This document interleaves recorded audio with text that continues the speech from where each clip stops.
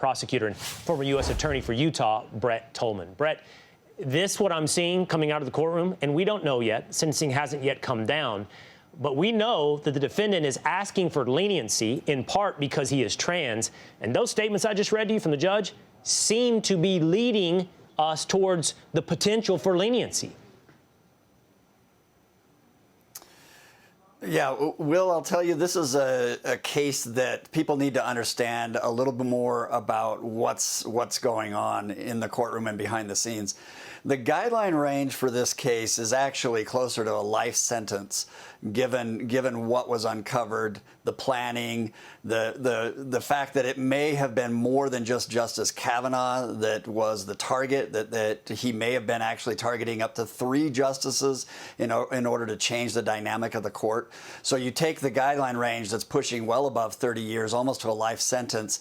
What does that mean? The government came back and said, we will be reasonable. We will acknowledge that he did call 911 on himself, and we'll recommend 30 years. That would translate to about 24 years of actual service, Will.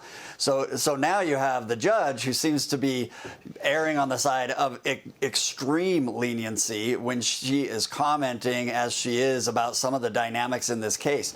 Look, mental illness is not an excuse or a defense if they appreciate the difference between right and wrong. And in this case, he does. So I have a hard time believing that a 24-year sentence, while it might push the upper limits for someone who didn't carry out the crime, the intention was to kill 3 justices of the Supreme Court. Yeah, and I don't find it personally that much of a mitigating factor, as the judge says, that he changed his mind and he never pulled the gun out of his bag. He went there with intent. He pursued that intent.